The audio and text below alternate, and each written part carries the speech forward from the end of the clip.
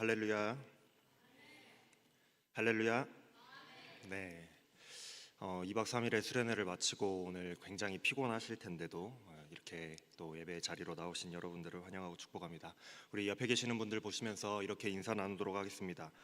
주님의 평화가 함께 하시기를. 네, 우리 주님 주시는 참 평안이 여러분 삶 가운데 늘 가득하시기를 바랍니다. 오늘 방금 전에 성경 봉독할 때 좀 이상한 점을 느끼셨죠? 네, 앞으로는 이 화면에 성경이 나오지 않을 겁니다. 그러니까 여러분들 성경을 다 들고 다니셔야 됩니다. 성경 한번 들어볼까요? 네, 수련회 다니신 분들은 수련회 기간 동안에 철저하게 훈련을 받으셨습니다. 성경책을 들고 다니지 않으면 어떻게 되는지 수련회 다녀오신 분들에게 한번 물어보시기 바랍니다.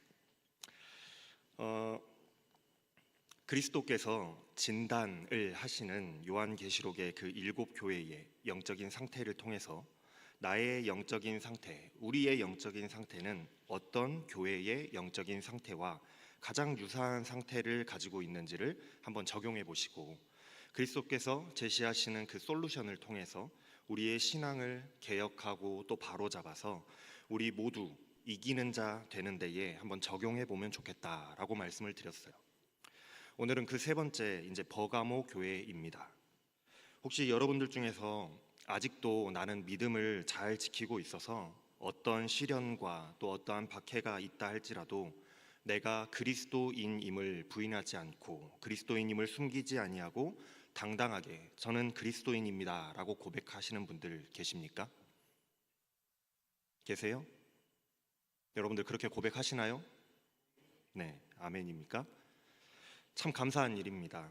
그렇다면은 그렇게 해당되시는 분들 중에서 나는 그래도 아직 믿음이 참 괜찮다, 내 믿음은 참 괜찮은 것 같아 라고 여겨서 교회에서 제공하는 제자 양육, 또 말씀 묵상학교, 또 수련회까지도 그런 갖가지 교육 프로그램들에 그 정도쯤은 뭐 흥미가 없으시고 그 정도쯤은 나는 다 알지 뭐, 나는 다른 일이 먼저 바쁘고 시간이 안 나고 또 여러 가지 이유로 나는 아직 신앙이 좀 여유가 있어서 안 들어도 될 것 같다라고 그렇게 여기셔서 아직까지도 교육을 참여하지 않으셨거나 또는 계속해서 이 거부하고 계시는 분들 혹시 계신가요?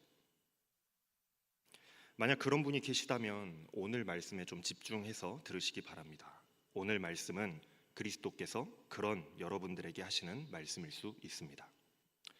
우리 주님께서는 버가모 교회에게 이제 세 번째로 말씀하십니다. 우리 주님은 날카로운 양날의 칼을 가지고 계신 분으로 묘사가 되고 있어요. 칼을 가졌다라는 것은 로마 시대의 총독과 같은 그런 권력을 가진 사람들 중에서 사형과도 같은 그런 심판의 권한을 가진 자들을 의미할 때에 이 칼을 가진 자라는 그런 의미를 포함합니다.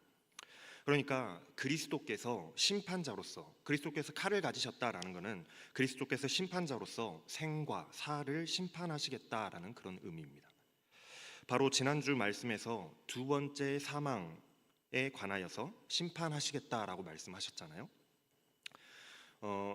누가 새로운 예루살렘, 어린 양의 혼인잔치 또는 하나님의 나라, 구원에 들어갈 것인지 아니면 지옥으로 떨어지게 될 것인지를 심판하시는 심판자가 바로 우리 주님이시다라는 표현인 거예요. 칼을 가지셨다라는 것. 그런데 심판자의 손에 들리워진 칼은 그냥 칼이 아니라 날카로운 양날의 검이었습니다. 오늘 본문 말씀 16절 말씀에서도 보면은 검이라고 하는, 칼이라고 하는 이 상징이 다시 한번 등장하는데, 우리 주님은 회개하지 않으면 내 입에서 나오는 검으로 그들과 싸우시겠다라고 말씀하세요. 주님의 입에서 나오는 검입니다. 주님의 입에서 나오는 게 무엇일까요? 말씀이 나오겠죠. 말씀. 그러니까 우리 주님은 심판을 하실 때에, 검으로 심판하실 때에 하나님의 말씀을 기준으로 심판하십니다.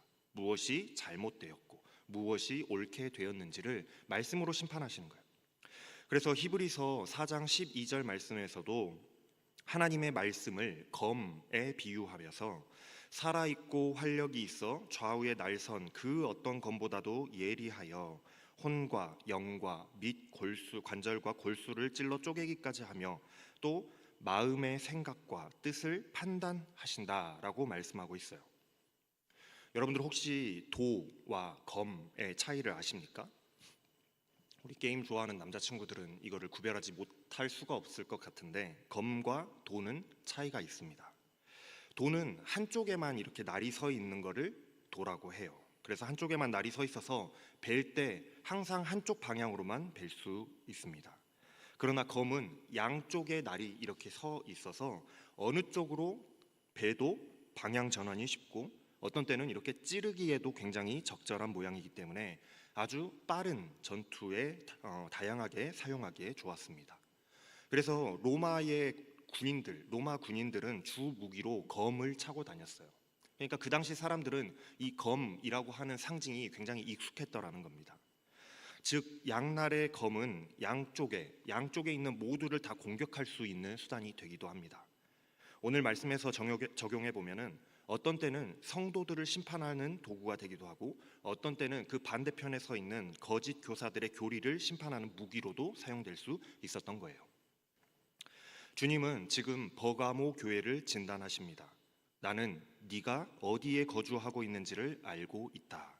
그곳은 사탄의 왕자가 있는 곳이다 라고 말씀하세요. 소아시아의 각 지역들이 굉장히 다양한 특색을 가지고 있었지만은 특별히 이 버가모라고 하는 지역은 우상 숭배에 있어서 굉장한 특별함을 가지고 있었습니다. 왜냐하면 황제 숭배를 위해서 제일 먼저 황제의 신전을 건축했던 도시가 이 버가모라는 도시였고, 그래서 황제 숭배의 전진 기지로서 소아시아의 모든 황제 숭배를 관리하는 그런 관리자 역할을 하는 도시가 이 버가모라는 도시였어요. 뿐만 아니라 너무나도 다양한 그리스 로마에 등장하는 그 신들을 섬기고 있어서 그 도시의 뒷산에는 온통 신전으로 가득했다라고 합니다. 그 중에서도 가장 유명한 것이 이 제우스의 신전으로 신들의 보좌, 그러니까 의자, 이 왕의 의자 같은 그런 의자의 형태를 띠고 있는 이 제단이 그 신전 안에 있었다고 해요. 그래서 주님은 버가모 교회가 그런 사탄의 왕자라고 표현하잖아요. 버가모 교회가 그런 사탄의 왕좌와 같은 곳에 있었음을 이미 알고 있으며 그렇게 모든 우상 숭배의 중심축 역할을 하고 있음을 너무나도 잘 아셨기 때문에 버가모를 사탄의 왕좌라고 말씀하시는 거예요. 그렇지만 버가모 교회는 칭찬을 받았습니다. 그런 아주 척박한 믿음 생활하기 너무나도 어려운 그런 곳에 거주하고 있음에도 불구하고 너는 내 이름을 굳게 붙잡았다라는 그 부분에서 칭찬할 만하다라고 칭찬을 하시는 거예요. 내 이름을 붙잡았다라는 이 표현은 버가모 교회가 우상 숭배의 중심지에서도 또 핍박 속에서도 그리스도를 증언하는 일, 평가하는 데 두 가지 기준이 있다고 그랬죠. 첫 번째 기준에 해당하는 그리스도를 증언하는 일에 있어서 물러서지 않았다라고 칭찬하는 칭찬입니다. 에베소 교회하고는 좀 달라요. 에베소 교회하고는 반대입니다. 에베소 교회와는 달리 핍박이 두려워 그리스도의 이름을 숨기지 않았더라는 거예요. 그것에 대한 하나의 예시로 지금 등장하는데 충성된 증인 안디바가 너희 가운데서 죽임을 당하였도다라고 인정하십니다. 지난주 말씀을 한번 여러분들 떠올려 보세요. 서머나 교회는 99점에서 100점까지 나아가기 위하여서 혹시라도 죽음의 시련이 닥쳐온다, 너희에게 찾아온다 할지라도 죽도록 충성하여 믿음을 지켜라 라고 우리 주님께서 격려하셨는데, 이 버가모 교회는요 이미 벌써 그러한 죽도록 충성하는, 죽음을 불사하는 그런 충성된 증인의 모습을 완성한 자가 이미 나왔다라는 거예요. 안디바라고 하는 그 성도가 믿음을 지키다가 그리스도를 증언하다가 죽임을 당했더라는 겁니다. 그런 사건이 있었다라는 거예요. 사탄의 극심한 박해에도 불구하고 이 충성된 증인으로서 주님의 이름을 부르며 외치다가 안디바는 순교하는 사건이 있었습니다. 그렇게 자기들 중에, 예를 들면 우리 교인들 중에 그런 사람이 한 사람 나왔으면 모두 다 두려워 떨고 도망가지 않겠어요? 그렇게 믿음의 동역자가 주님의 이름을 붙들다가 죽임을 당했음에도 불구하고 이 버가모 교회의 성도 중 누구도 도망가지 아니하고 여전히 주님을 믿는 믿음을 저버리지 않았음을 주님께서는 칭찬하고 계시는 겁니다. 너희들이 믿음을 정말 잘 지켰다라고 말씀하시는 거예요. 정말 아주 대단한 믿음이죠. 정말 잘 믿는 믿음의 신실한 성도들입니다. 칭찬받아 마땅한 믿음이에요. 이 부분에 있어서는 첫 번째 이 평가 기준에 있어서는 서머나 교회보다도 두 가지 모두 다 칭찬을 받았던 이 서머나 교회가 49점이었는데 오늘 버가모 교회는 이 부분에 있어서는 50점 만점입니다. 그러나 나머지 한 가지 평가 기준이 남아있죠. 뭐가 남았죠? 순수성을 지키는, 세상과 타협하지 않는 순수함의 문제가 평가 기준이 남아있어요. 하지만 버가모 교회는 이 평가 기준에서는 주님께 책망을 받습니다. 그러나 너에게 두어 가지 책망할 것이 있다. 발람의 교훈, 니골라 당의 교훈을 따르는 자들이 교회 안에 있었기 때문이에요. 몇 차례 이제 설명을 드렸기 때문에 니골라 당의 교훈이 무엇이었는지에 대해서는 대략 아실 거라고 생각합니다. 민수기 22장에 보면은 가나안 땅에 들어가는 이스라엘을 저주해 달라라는 청탁을 받은 발람이라고 하는 사람의 이야기가 나옵니다. 그러나 하나님이 그 발람에게 이스라엘을 저주하지 말라라고 허락하지를 않으셨어요. 발람은 자신이 요청받은 대로 이스라엘을 저주할 수가 없었습니다. 그래서 이 발람이 꾀를 내어서 모압의 이방 여인입니다. 모압의 여자들로 하여금 이스라엘 남자들을 가서 꼬시게, 이게 꼬리치게 만들어요. 그 이방 여인들에게 홀려버린 이스라엘 남자들이 우상을 그 여인들에게 홀려서 그 여인들과 혼인하기도 하고 그 여인들의 꾀에 빠져서 이방 우상을 숭배하는 데 같이 하고 그들과 함께 행음하는 믿음의 걸림돌이 되게 만들어버리는 그 사건이 있었습니다. 마치 트로이 목마가 목마를 무해한 것으로 여기고 성 안으로 받아들이게 만들고 안심했을 때에 그 내부에서부터 무너뜨리는 작전을 사용했던 것과 같이 이것이 바로 당시에 그 버가모 교회들의 침투에 있던 니골라 당의 교훈이 바로 이런 케이스인 거예요. 당시에 자칭 사도다라고 하는 거짓말쟁이들, 니골라 당의 가르침을 따르는 자들, 이세벨과 여러분들 이세벨 어제 가서 찾아보셨죠? 이제는 아셔야 됩니다. 안 그러면 제가 좀 창피해져요. 이세벨과 발람의 교훈을 가르친다라고 표현되어지고 있는 사람들이 우상 숭배의 그 세계관 속에서 이 그리스 로마의 그 우상 숭배의 세계관 속에서 살아가고 있는 교회들에게 그리고 사회적인 그 경제적 핍박을 당하고 있는 어려움을 당하고 있는 교회들에게 그것과 너희들이 지금 당하고 있는 그 세상과 적당히 타협하여서 그들의 시스템과 어울려도 괜찮다라고 가르쳤습니다. 이 니골라 당이 그렇게 가르쳤다라는 거예요. 사회의 일원으로서 세상을 살아가는 사람으로서 그들과 함께 살아가고 공존하기 위해서 필요한 것이고 사회 속에서 경제 생활을 하면서 너희들이 먹고 살아갈 방법을 찾아가기 위해서 그것은 필요한 방법이고 그렇게 함으로써 너희가 평화와 안전을 보장받으니까 평화와 안전을 위해서라도 그것은 어느 정도 해도 괜찮다라고 가르쳤다라는 거예요. 이게 바로 니골라 당의 가르침이었습니다. 물론 이러한 교훈을 가르치는 거짓 교사들이 이 거짓 교사들은 그리스도인들입니다. 이방 우상 숭배자들이 아니에요. 이런 거짓 교사들이 의도적으로 자기들이 뭔가 그 가르치고 돈을 받는 이득을 취하기 위하여서 내 많은 팬들을 만들어서 이득을 취하기 위하여서 발람이 재물을 탐내서 이스라엘을 그렇게 꼬드겼던 것과 같이 속였던 것과 같이 성도들을 속이는 것이었을 수도 있습니다. 자기 인기몰이 하려고 그랬을 수 있다라는 거예요. 그러나 꼭 그런 것만은 아니었습니다. 때로는 이 거짓 교사들도 자신들이 뭘 가르치고 있는지를 정확히 알지 못한 채 그냥 이 시대와 발맞춰 가다 보니까 그러한 가르침을 가르치기도 했다라는 거예요. 요즘 시대가 그러니까 우리도 거기에 발맞춰서 그렇게 하자라고 가르쳤다라는 거죠. 뭔가 특별한 의도가 있어서가 아니에요. 그렇게 가르쳤던 데에는 몇 가지 좋은 예시가 되고 위로가 되는 그런 것들이 있었습니다. 지난주 말씀에서 설명을 드렸듯이 유대인들이 그러한 전략으로 지금 로마 사회에서 생존을 하고 있었거든요.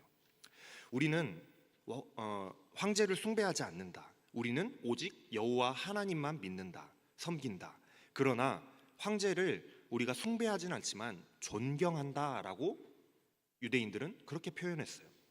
그래서 황제 숭배를 하는 그 제사에 참여했고 황제에게 향 분향하기도 했더라는 거예요. 제물을 드렸다는 거죠. 겉보기에는 우상 숭배하는 사람들과 이 유대인들이 아무런 차이가 없습니다. 왜냐하면 황제에게 제물을 바치고 제사를 드렸거든요. 아무런 차이가 없어요. 세상과 하나님의 백성 사이에 구분이 없어 보이는 겁니다. 그들은 그들의 제사 예식에 참여는 하지만, 지금 참여는 하고 있지만 숭배는 아니라고 말하는 거예요. 이상하죠? 이미 제사를 드리고 있는데 숭배는 아니라고 말한다는 겁니다. 하지만 또 로마가 그렇게 공식적으로 유대인들은 그렇게 해도 괜찮아라고 인정을 받았어요. 유대인들은 그랬단 말이죠. 그래서 그리스도인들도, 교회도 그러한 트렌드를 받아들여서, 그러한 세상의 트렌드, 유대인들의 트렌드를 받아들여서 우리도 그렇게 하면서 박해를 좀 피해보자, 박해를 좀 비껴나가고 경제적 활동과 사회적 활동과 안전, 우리들의 안전을 지키는 데에 그렇게 함으로써 우리의 안전을 보장받고 경제적으로 보장받고 도움을 받을 수 있다면 그렇게 우리도 하는 것이 좋겠다, 지혜롭겠다, 그것이 지혜로운 방법이겠다라고 성도들을 가르쳤다라는 거예요. 교사들이요.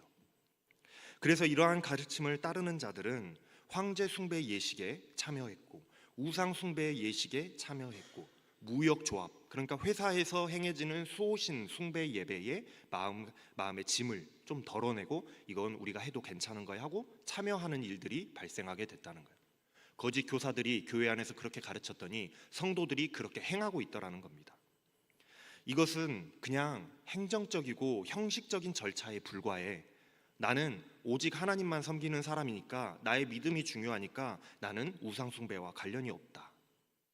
이 세상에 참 신은, 진짜 신은 오직 하나님 한 분뿐이 계시지 않다는 걸 나는 알고 있고 믿고 있으니 중요하지 않는 건 꺾이지 않는 내 마음이지, 내 믿음이지, 이렇게 생각하면서 행했더라는 거예요. 어디에서 많이 들어본 것 같다라는 생각이 들지 않으시나요? 고린도전서 10장에 보면요, 우상에게 드려졌던 제물을 먹어도 되는가에 대한 문제를 바울이 다룹니다.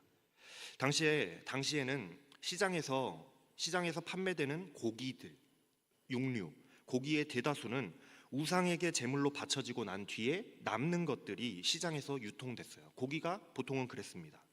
왜냐하면 그만큼 엄청나게 많은 양의 제물들이 우상에게 바쳐지고 있었기 때문에 신전에서 신관들이 그걸 다 먹지 못하고 소화하지 못하고 시장에 내다 파는 거예요.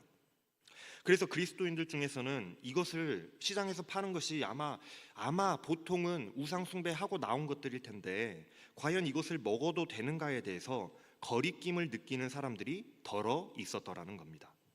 그래서 바울이 거기에 대해서 해답을 주기를, 시장에서 파는 것이 무엇이든지 간에 양심을 생각하여 그냥 묻지도 말고 따지지도 말고 그냥 먹어도 된다라고 말을 해요. 괜히 원산지가 어디인가 따지다가 그렇게 따지기 시작하면 찝찝해서 아무것도 사 먹지 못하게 될 테니 그러지 말고 그냥 묻지 말고 따지지 말고 그냥 사서 먹으라는 거예요. 또한 같은 의미로서 불신자가, 믿지 않는 사람이 집에 초대를 했는데 식사 자리에 그런 고기가 나온다라고 하면 차려진 음식이 도대체 이게 어디에 쓰여진 음식인가 하고 고민하고 그 사람에게 괜히 결례를 끼치지 말고 고민하지 말고 그냥 먹으라라고 알려줍니다. 그런데 혹시라도 만약에 그것의 출처가 어디인지 알게 됐고 출처가 우상 숭배에 사용되었던 것이 확실한데 내가 그냥 그것이 고기다라고 생각해서 그냥 먹었을 때에 믿음이 약한 다른 누군가가 그 우상의 음식을 내가 먹는 것을 보고 동공에 지진이 막 나고 상처를 받을 것 같으면, 믿음의 걸림돌이 될 것 같으면 나는 그것을 먹어도 아무런 관련이 없다라는 걸 너무나도 잘 알고 있지만 지켜보는 그 믿음이 약한 사람의 양심을 생각하여 먹지 말아달라라고 부탁을 합니다. 아마도 바울의 이러한 가르침을 니골라 당의 교훈, 그러니까 거짓 교사들, 니골라 당의 교훈을 따르는 자들은 오해했던 것 같아요. 바울이 이렇게 이야기한 거를 옳다구나 하고 가져다 쓴 거예요. 바울은 그 이야기를 하기에 앞서서 누누이 계속해서 명령합니다. 우상 숭배에 참여하지 말라고요. 재물 팔리고 있는 거 그건 우상 숭배하고 관련이 없잖아요. 우상 숭배는 하지 말아라라고 분명히 가르칩니다. 그러나 우상 숭배와 관련이 없는 이처럼 시장에서 그냥 판매되고 있는 고기를 샀는데 이게 원산지가, 이 고기의 원산지가 국내산인지 중국산인지 따져 묻는 그런 문제라고 한다면, 양심의 문제라고 한다면 그냥 고민하지 말고 사서 먹어도 된다라는 거예요. 왜냐하면 내가 드린 우상을 숭배한 행위를 한 것이 아니잖아요. 그렇다는 거예요. 왜냐하면 이 문제는 실질적인 우상 숭배에 참여했네 안 했네의 문제가 아니라 고기의 출처에 대한 중국산이냐 국산이냐에 대한 양심의 문제였기 때문이었습니다. 그런데 이러한 바울의 의도를 곡해하는 오해하는 자들은 자신들이 우상 숭배를 하는 것을 합리화시키고 타협하고 내 양심에 좀 꺼리끼는 짐을 내려놓기 위해서 회피하기 위하여서 바울의 가르침을 끌어다 썼다라는 거예요. 우리가 지금 우상에게 제물을 드리고 분향하는 일은 우상 숭배지만 우상 숭배가 아니다라는 자기들의 논리를 합리화하는 데 사용했습니다. 왜냐하면 우상들은 신이 아니라는 사실을 우리는 이미 알고 있고 이 세상에는 오직 하나님 한 분밖에 유일한 신이 없다는 사실을 우리가 알고 굳게 믿고 있기 때문에 우리가 하는 이 행동은 세상이 요구하는 그냥 절차를 따를 뿐 우리의 믿음은 하나님을 향해 있으니 괜찮은 거야. 이렇게 생각했더라는 겁니다. 혹시 여러분도 그렇게 생각하시는 분들 계신가요? 이런 식으로 교묘하게 세상과 타협하도록 가르쳤더라는 거예요. 거짓 교사들이요, 그리스도인들이요. 심지어 바울의 말을 인용해서 그렇게 가르쳤고 하나님의 말씀, 성경을 인용하여서 그렇게 해도 돼라고 가르쳤더라는 겁니다. 그래서 제가 여러분들에게 종종 누누이 강조해서 말씀을 드리는 것과 같이 하나님의 말씀을 우리가 잘 해석해야 된다라고 누누이 가르치는 거예요. 저는 설교 준비할 때 2번, 3번 들여다봅니다. 이 본문이 지금 제대로 해석된 것이 맞는지 연구 서적을 2권, 3권씩 봐요. 뭔가 의심이 들고 확신이 들지 않으면 끝까지 계속해서 찾아봅니다. 왜 그렇게까지 하겠습니까? 내가 혹시 잘못된 해석으로 말씀을 해석하여서 여러분들에게 선포하여서 여러분들이 제 잘못된 이 설교를 듣고 혹시나 잘못된 길로 가버리면, 잘못된 믿음을 가져버리면 그거 다 제 잘못 아니겠습니까? 다 내 잘못인 거예요. 그렇게 된다면은 제가 니골라당의 가르침을 가르치는 그 거짓 교사들과 다를 바가 없이 되어버릴 것이기 때문에 그래서 혹시나 싶은 마음에 2번, 3번 점검하고 다른 학자들의 그 연구를 찾아보고 하는 거예요. 그렇게 해도 인간인지라 틀릴 때도 있을 겁니다.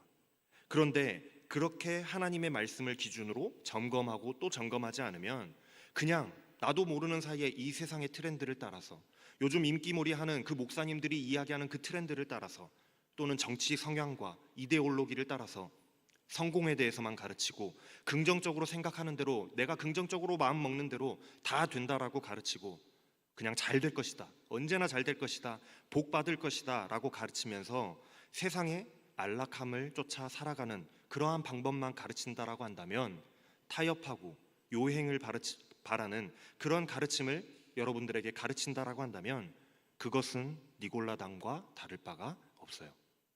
그게 바로 니골라당입니다. 니골라당의 거짓 교사들도 물론 오늘 말씀의 그 발람과 같이 자신이 얻게 될 경제적 유익을 위해서 내가 인기몰이하면 나한테 줄 많은 성도들이 팬들이 줄 그런 것들을 기대하면서 경제적인 유익을 기대하면서 거기에 눈이 멀어 가르치는 자들도 분명히 있을 겁니다. 많은 강사들 중에 그런 분들 많이 계시겠죠. 그렇지만 대다수는 당시의 핍박과 고난 중에 살아가던 그 성도들이, 세상 속에서 핍박받으며 살아가는 그 성도들이 안쓰러워서 좀 더 편하게 살아보고자 이리저리 인간적인 방법과 생각과 또 그것들을 성경에 근거하여서 근거를 만들고 이유를 만들고 핑계를 만들어서 사회에서 배제되지 않도록, 사회에 뒤처지지 않도록, 교회가 따돌려지지 않도록, 경제적인 생산 활동이 끊어지지 않도록 서머나 교회처럼 궁핍함에 처하게 되지 않도록 하기 위해서 좋은 마음에서, 위하는 마음에서 이렇게 핑계거리들을 만들어 주었던 상황이었더라는 거예요. 그런데 서로 그런 좋은 마음으로서, 그런 좋은 취지로서 그렇게 가르쳤다라고 할지라도 우리 그리스도께서 뭐라고 하십니까? 회개하지 않으면 내가 직접 가서 내 입의 검으로 그들과 싸우겠다라고 책망하시잖아요. 주님이 그렇게 책망하시는 거예요. 그것은 잘못된 가르침이다라고 책망하시는 겁니다. 잘못된 것이다. 그래서 말씀의 해석이 너무나도 중요하다라고 말씀을 드리는 거예요. 정말 올바로 해석하지 않으면 언제든 우리는 그런 곁길로 빠져들어갈 수 있기 때문입니다. 그래서 가끔씩 한 번씩 여러분들에게 말씀드리지만 제 아무리 목사라는 타이틀을 달고 있는 사람의 설교라고 할지라도 그냥 모두 다 그냥 필터링 없이 듣지는 마시라는 거예요. 설교를 잘하네, 못하네, 판단은 잘못된 겁니다. 하지만 우리가 에베소 교회와 같이 배우고 익히고 또 훈련하여 온 신앙의 정통성을 지키는 데 있어서는 우리가 열심을 내야 되는 거예요.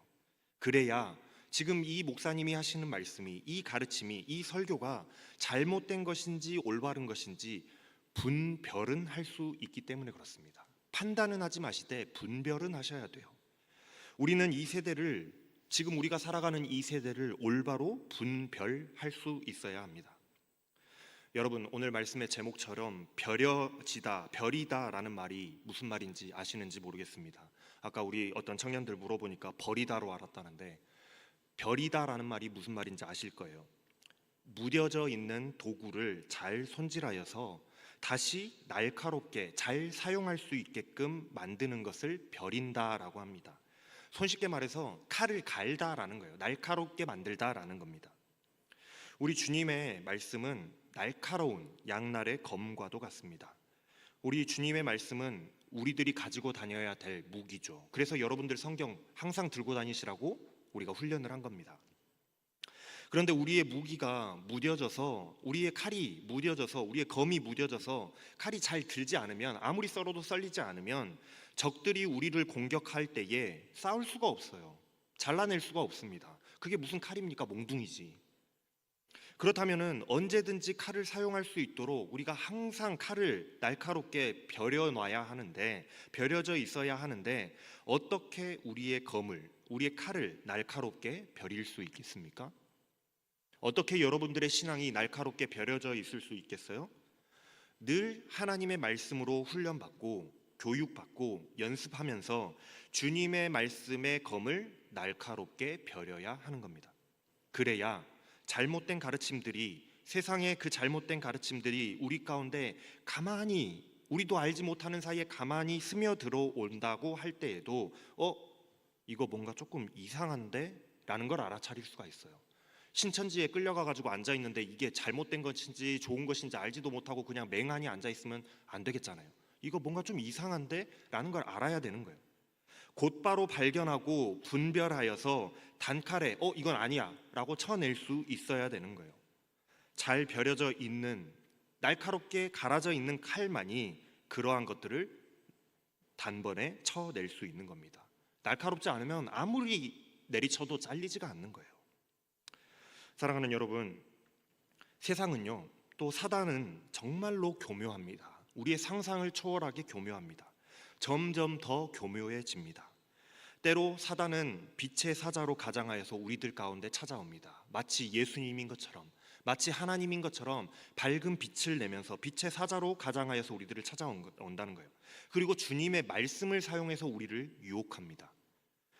다르고 다르다고 글자 한 글자 바꿔서 하나님이 진짜로 그렇게 말씀하시더냐, 아담과 하와에게 속삭이던 그 뱀처럼 우리에게 찾아와서 교묘하게 속삭여요.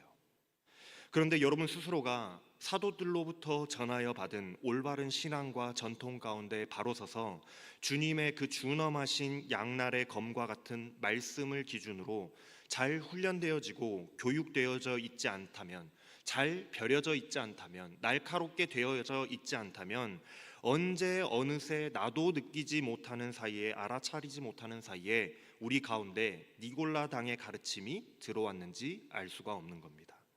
나도 모르는 사이에 그것들에 물들어서 거기에 휩쓸려서 살아가고 있는 나를 발견하게 되는 거예요. 우리가 살아가는 세상이 너무나도 힘듭니다. 믿음을 지키며 살아가기가 힘들어요. 세상과 타협하지 않고는 믿음을 지켜나가기가 너무나도 힘든 세상에 우리는 살아가고 있습니다. 우리가 지금까지 배운 바로는 이렇게 하면 안 된다라고 분명히 배웠는데, 그건 목사님이 이 세상을 잘 모르셔서 하시는 이야기라고, 그건 예수님이 내가 겪는 이 현실을 안 겪어봐서 그러시는 거라고, 인생은 실전이고 실전은 그렇게 꼿꼿하게 있어서는 부러지는 거라고,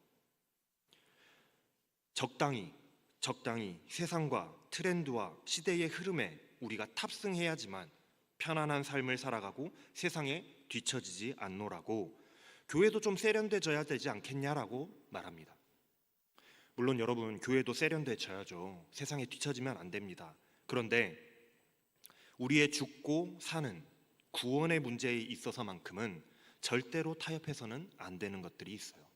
구원의 문제에 있어서만큼은 우리가 절대로 타협해서는 안 되는 것입니다. 그런데 오늘날 수많은 교회가, 수많은 목회자들이, 수많은 성도들이 이러한 문제, 죽고 사는 구원의 문제에 있어서까지도 타협하고 있는 사실을 우리는 봅니다. 왜 이렇게 됐을까요? 왜 이렇게 됐을까요? 교회의 역할은 단순히 우리가 하나님을 예배하는 장소의 역할을 하지 않습니다. 교회의 역할은 우리의 믿음의 순수성을 교육하고 양육하여서 후대에게 전달하는 순수한 믿음의 사람들을 키워내는 훈련소의 역할을 담당하기도 하는 거예요. 그래서 이번 수련회가 훈련소였잖아요. 그런데 교회에서 열심히 교육 프로그램 만들어 놓고 수련회 만들어 놓고 개설해 놓고 여러분들 참여하십시오라고 열어놓으면 뭐합니까? 열심히 만들어 놓으면 뭐예요? 거기에 내가 참여하지 않으면 그 훈련들이 나에게 무의미한 것들이 되어버리잖아요. 아무 의미가 없는 것입니다. 버가목 교회는 주님께 이러한 부분에 있어서 책망을 듣고 있는 거예요. 너희가 지금 아직까지는 믿음이 좋다 하여서 나의 이름을 붙들고 죽기까지 충성함으로 믿음을 잘 지키고 있음은 잘했다, 칭찬할 만하다. 그러나 너의 세대까지는 그럴 수 있다, 모르겠다. 그럴 수 있겠지만 지금 너희 안에 몰래 침투하여 들어온 니골라당의 교훈, 그 잘못된 교훈으로 인하여서 성도들의, 너희 후대의 신앙의 순수성이 점점 색깔이 변해가고 퇴색하여지고 있다라는 것을 알고 있느냐라고 물으시는 거예요. 너 그거 알고 있니? 에베소 교회가 그러했던 것처럼 사도들이 알려준 그 신앙의 전통, 믿음의 선배들이 전하여준 신앙의 전통에 따라서 철저히 막아내야 되지 않겠느냐? 철저히 교육해야 되지 않겠느냐? 검을 날카롭게 벼려야 하지 않겠느냐? 그런데 왜 그렇게 하지 않느냐? 주님께서 왜 이러한 책망하고 계실까요? 주님께서 왜 이러한 책망하시겠습니까? 내 믿음만 잘 지키면 됐지 왜 이러한 부분까지도 우리가 신경 써야 되고 심각하게 책망을 받아야 되겠냐는 거예요. 믿음과 교육이 함께 가야 하기 때문에 그렇습니다. 믿음만 좋아서는 안 돼요. 교육이 함께 가야 됩니다. 믿음을 지키면서 신앙을 지키면서 죽기를 각오하는 것도 중요하지만 역시나 교육하며 훈련하는 것 또한 함께 가야 된다는 거예요. 주님이 지금 이 두 가지를 가지고 평가하고 계시잖아요. 모든 교회를. 지금 당장은 믿음이 너무 좋을지 몰라요. 지금 당장은 내 믿음이 너무 좋을지 모릅니다. 교육 필요 없이 보일 수도 있어요. 그러나 시간 조금만 지나 보십시오. 조금만 시간이 지나고 상황이 변하면 언제 그랬냐는 듯이 나의 믿음이 침체에 빠지고 무너져 있는 우리의 믿음을 발견하게 됩니다. 그런 것이 바로 우리의 믿음이에요. 그만큼 약해요. 그런데 그렇게 되었을 때에, 그런 상황이 처했을 때에 정말로 기초 훈련을 잘 받은 사람들, 성도들, 기초 훈련이 잘 되어 있는 사람과 그렇지 못한 사람은 회복하는 데 있어서 차이가 너무나도 크게 납니다. 너무 크게 나요. 어쩌면 교육을 받지 않고 훈련이 되어 있지 않고 칼을 벼려져 있지 않은 사람, 정통 신앙의 뿌리를 내리고 있지 않는, 정통의 뿌리가 없는 사람은 다시는 회복하지 못할지도 모릅니다. 넘어졌을 때 다시 일어나지 못할지도 모른다는 거예요. 알아차리지도 못하고 끊어내지도 못하기 때문에 무엇이 잘못되었는지 인지하지도 못한 채 스스로 거기에 점점 스며들고 빠져들어가기 시작하는데 헤어나올 수가 없습니다. 그대로 끝나버리는 거예요. 그렇기에 우리 주님은 버가모 교회가 니골라 당의 교훈의 그 침투를 그대로 두고 보고 있는 것을 책망하시는 겁니다. 너희들 빨리 정신 차리고 잘못된 교훈을 끊어내라.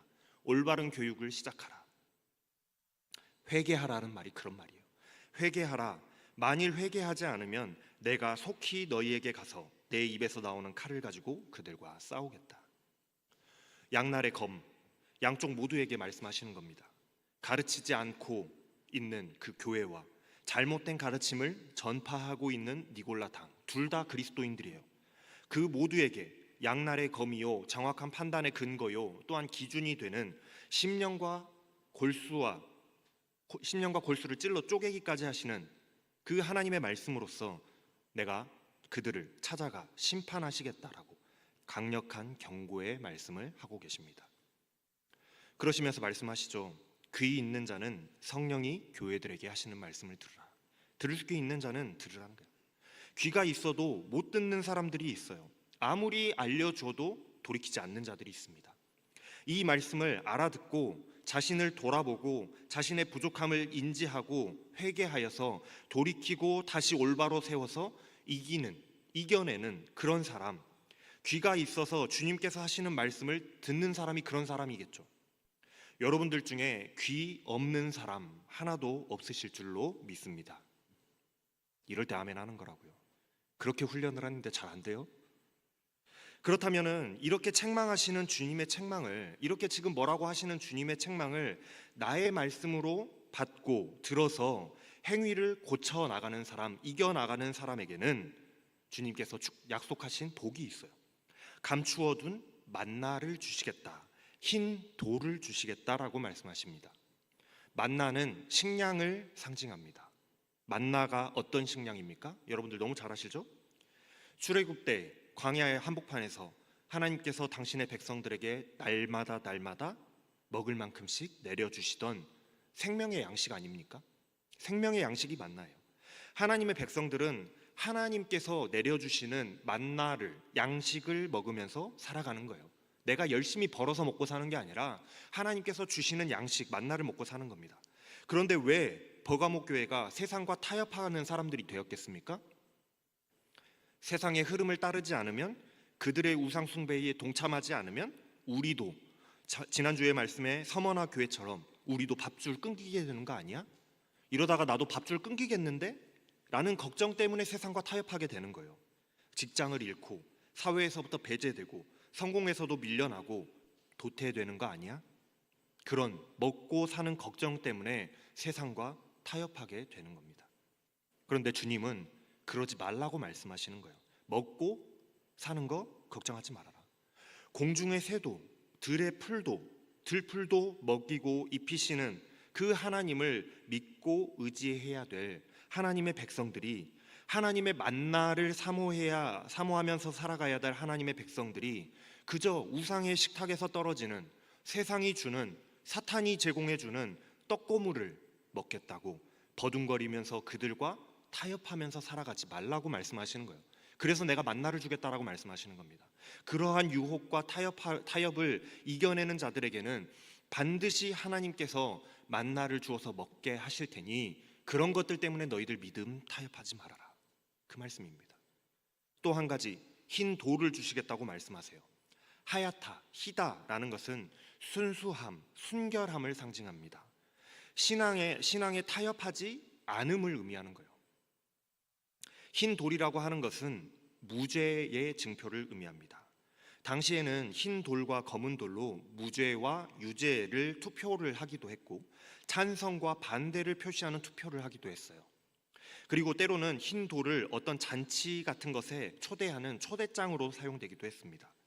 그러니까 주님께서 이기는 자에게 흰 돌을 주시겠다, 하얀 돌을 주시겠다라는 이 말씀은 비록 세상 사람들이, 그리스도인들이 우상 숭배를 거부한다라는 그 이유로 인해서, 그들과 타협을 거부함으로 인해서 너희들 죄인이야, 죄가 있어, 잡아 끌어다가 유죄 판결을 내리고 사형을 시키고 돌로 때려 죽인다라고 할지라도 우리 주님께서는 너희들이 믿음의 순수성을 잘 지켰고 죽기까지 충성함으로 그리스도의 이름을 증언하였음을 이 하얀 돌로서, 증표로서 흰 돌을 주어서 너희들이 무죄하다라는 것을 내가 표시로 주겠다라는 그 말씀을 하시는 거예요.